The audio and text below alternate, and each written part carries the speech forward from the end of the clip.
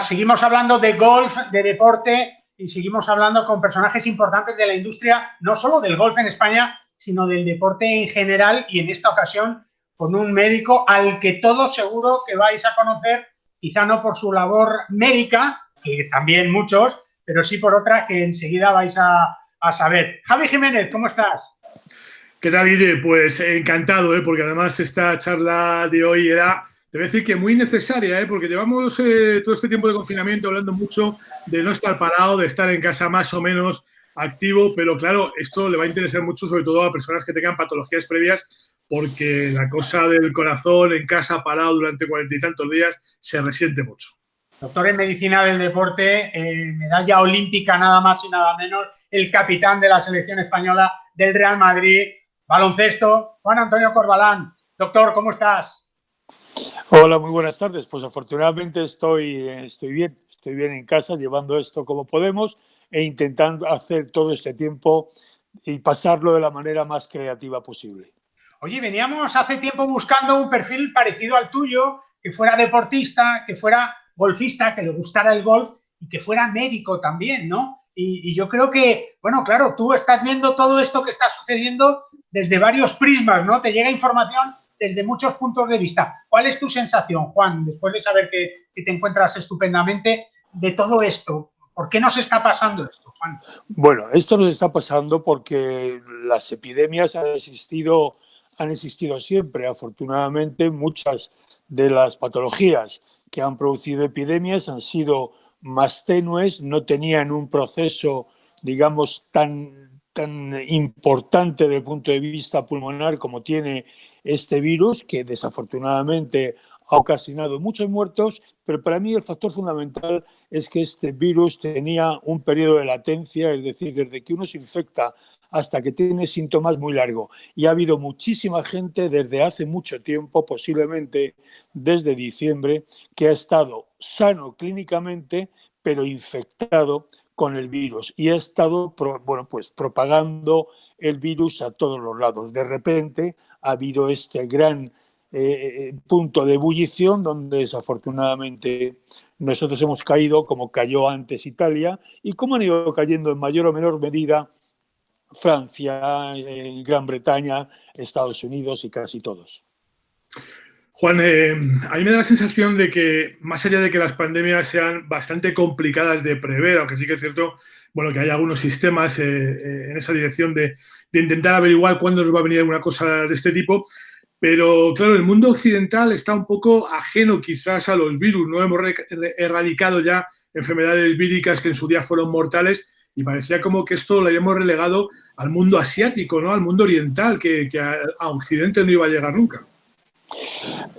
Esa es efectivamente una reflexión que todos nos podíamos estar haciendo, pero sin embargo la evidencia nos decía y la experiencia nos decía que en cualquier momento esto podía pasar, porque ya ha habido otros coronavirus que han producido cuadros similares. Lo que pasa es que se pudieron, como si dijéramos, cercar mucho antes y sus patologías o las patologías que tuvieron no eran tan agresivas como ha podido ser este virus.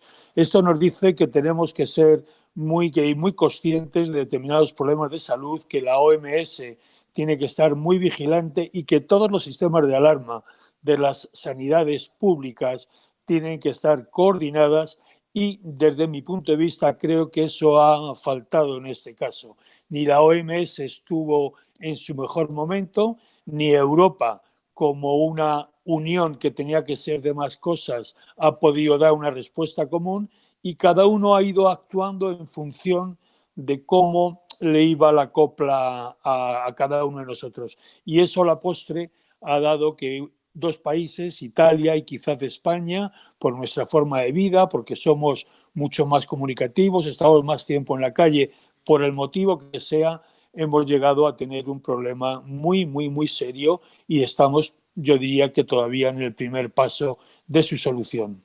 Juan, como deportista que eres y también médico especializado en medicina del deporte, yo creo que esta situación de confinamiento, ya vamos para esos 50 días, ¿no? 40 días, nos ha hecho darnos cuenta de lo importante que es el deporte en esta generación que estamos viviendo, ¿no? Para todos nosotros, para los más pequeños, para los no tan jóvenes y para la gente mayor, ¿no? Quizá estos 22.000 muertos, esta barbaridad de cifras que estamos escuchando, sobre todo en gente mayor, nos hace recapacitar sobre que la cultura de nuestros mayores no era la de hacer deporte, la de vivir una vida saludable como tenemos ahora. Pues tienes en el enfoque que estás haciendo hay una parte de razón que es como muy evidente. Mira, España tiene una expectativa de vida muy alta, tenemos 84 años y pico. Por ejemplo, un sueco tiene 83, 82 y mucho. Y nos da la sensación de que la expectativa de vida es el único parámetro a valorar, y no es así. Otro parámetro a valorar es cuánto tiempo de esa expectativa de vida prolongada que tienes vives realmente bien y cuánto tiempo vives realmente mal. Y en eso, yo lo digo por una conferencia que estuve precisamente con un miembro de la OMS, decía que nosotros, después de la jubilación de los 65 años, tenemos como 7, 8 años de bienestar en cuanto a salud y que después nuestra salud se resiente muchísimo. Un sueco tiene casi 15 años. Luego, desde la jubilación hasta los 80, suele vivir mejor de lo que vive un español. Y puede que ahí subyaga parte de uno de los problemas gordos que hemos tenido. De cualquier manera, este virus todavía es un desconocido. Tendremos que ver muchas más cosas. ¿Por qué ha producido ese golpe tan tremendo en las personas más mayores? ¿Por qué los niños parecen ser que están menos afectados? Quizá todo eso tenga que ver con el sistema inmunológico, pero quiere decir que todavía hay muchas preguntas que no tenemos las respuestas. Fíjate que yo entiendo bien el asunto este del confinamiento, entiendo bien cómo se va dejando salir a la gente, entiendo bien que los niños hayan sido los primeros, pero quizás hay un problema que no sé si nos pasará factura. Es verdad que las personas mayores parece que a priori tendrían más patologías y más problemas de ser afectados por el coronavirus, pero también es verdad que estos 50 días metidos en casa, enfermedades, bueno, pues del tipo coronarias o circulatorias, respiratorias, no sé si nos van a pasar factura posterior.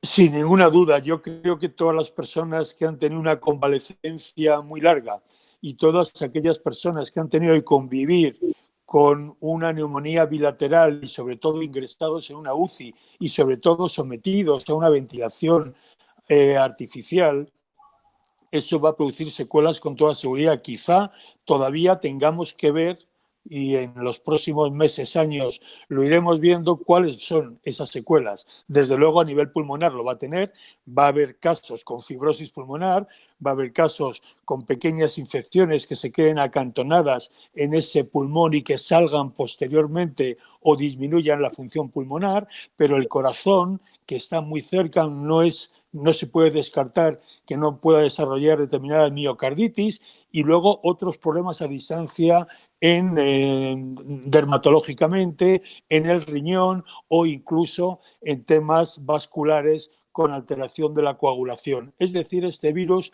se ha presentado, pero todavía nos queda mucho tiempo para convivir con él y para irle poder conociendo. Y lógicamente en ese tiempo saldrá una vacuna y quizá dentro de un año este problema se acabe.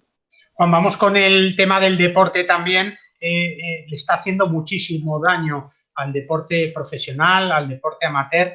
Tú eres partidario como doctor, has sido deportista de altísimo nivel, sigues practicando deporte, de que ahora mismo las competiciones se pararan radicalmente. Se habla de hacerlas sin público, sin no público, retrasos de citas, de torneos, de campeonatos.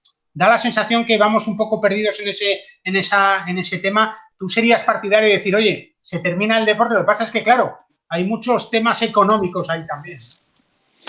Bueno, aquí cada uno tiene su opinión. Tú me pides cuál es la mía, pero hay una cosa que es importante. Nosotros estamos hablando de un problema sanitario, no estamos hablando de un problema económico. Entonces, el problema sanitario se arregla con medidas sanitarias y a mí, desgraciadamente, es una pena que esto nos vaya a costar tanto dinero a nivel público y a nivel privado y a nivel particular a tanta gente, pero yo soy absolutamente partidario de que el deporte se parara completamente. Y tengo que decir además de que por pura intuición, con la cantidad de personas con carga viral que son asintomáticos, aunque tú estés haciendo PCRs constantemente, nadie te dice que después de una PCR negativa no te puedas infectar al día siguiente. Y el deporte produce unas situaciones de cercanía y produce unas situaciones de alteración de los flujos aéreos que mantienen el virus mucho más elevado, más tiempo, y todo eso puede ser un elemento que facilite la infección de terceras personas. Por lo tanto, creo que ahora mismo, más que decir quién es el campeón, no pasaría nada por decir que este año no hubo campeones, no pasa nada. Es mucho más importante que nuestros deportistas hagan una vida segura y que el año que viene puedan competir en igualdad de condiciones y que sobre todo no sean vehículos de transmisión. Y además a mí me parece en ese sentido que desde el punto de vista histórico, pues no pasa nada porque la temporada 19-20 pues no hubo campeón de liga y la gente, ¿y por qué? Bueno, pues porque hubo una epidemia. No pasa absolutamente nada. Y acabar las ligas a puerta cerrada con el riesgo que puede suponer para todos los empleados que pueden estar más o menos cerca. Y luego cómo entrenan los equipos o incluso los deportistas en las condiciones en las que estamos. ¿Cómo se puede entrenar así? Entonces me parece injusto que tengas que hacer, por el peligro que tiene a un deportista competir, me parece injusto que quieras hacer competir en unas condiciones de entrenamiento que son siempre muy malas y luego pues porque realmente es una pena que vayamos a perder tanto dinero, pero es mucho más importante que solucionemos de una vez el problema sanitario y ya podamos hacer las cosas con tranquilidad en un futuro cercano. Sí que es cierto que, olvidándonos del tema económico del deporte y escuchando la explicación de Juan Antonio Corbalán, doctor, esas medidas profilácticas para evitar ir más allá, pero sí que es verdad que ese Juan Antonio Corbalán del 11 en la camiseta, 60 días sin entrenar, 60 días parado en casa, para un deportista de élite, es prácticamente, vamos, es tirar la temporada. Pues bueno, es que una epidemia es un motivo más que suficiente para tirar la temporada. Ten en cuenta que en España hay 23.000 personas que han tirado su vida por esa epidemia. Una temporada al lado de una vida es muy poquito, ¿sabes? Entonces yo sé que todos nos gustaría poder hacer las máximas cosas posibles, pero hay algunas que tenemos que aprender a renunciar si queremos entender que la solución sanitaria es muchísimo más importante que tirar 2 meses, 3 meses, una temporada. Yo sí entiendo que la gente que podía tener su última posibilidad para estar en unos Juegos Olímpicos y la ha perdido este año. Eso sí que me parece una tragedia. Pero una temporada más, una temporada menos de cualquier deporte, para mí creo de verdad que da un poco igual. Oye, ¿cuánto tiempo puede costarle a un deportista profesional con los sistemas de entrenamiento que hay hoy en día recuperar este tiempo de parón? Físicamente. Bueno, tú ten en cuenta que 2 meses sería más o menos como unas vacaciones muy largas. Es verdad que un deportista profesional, lo lógico es que suele tener 10, 15 días, como mucho 20 días o 3 semanitas, donde parece que nuestros tejidos se regeneran y parece que empiezas con la revisión nueva, a kilómetro cero. Pero una pretemporada, pensar en una pretemporada de un mesecito entrenando primero, con una recomposición puramente física, primero aeróbico, luego con ejercicios de carrera más intensos, de fuerza y todo eso, y luego con ejercicios ya de campo, progresivamente, pues no creo que fuera nada difícil recuperar la forma física. Otra cosa es recuperar las mejores marcas. Naturalmente, un saltador de altura, un corredor de velocidad o un fondista, después de 2 meses sin entrenar, pues no va a pretender hacer un récord o batir su marca. Pero sí es verdad que hay muchos deportes que son mixtos de fuerza, de velocidad y de habilidad técnica que en un mes van a estar casi igual que estaban en plena temporada. Juan, una de tus aficiones, de tus hobbies, ha sido el golf, ¿no? Es verdad que no lo has practicado muy intensamente, pero sí que te gusta, es un deporte de contacto con la naturaleza y el debate ahora dentro del deporte amateur. Dejamos ese profesionalismo que yo creo que lo tenemos todo claro y que todos coincidimos contigo, es un poco hasta cuándo se puede permitir el poder hacer ese deporte, si tú crees que hay que ir abriendo determinados deportes poco a poco, si todos deben de llegar al mismo tiempo, pero es verdad que el golf, dentro de los deportes de poco contacto, yo creo que es uno de los que no tiene casi ninguno, sí. Y que además hay muy poquitos jugadores en un hoyo y que apenas no hay contacto, y que sería uno de los deportes que podrían ser uno de los que primero se abrieran para su práctica, ¿no?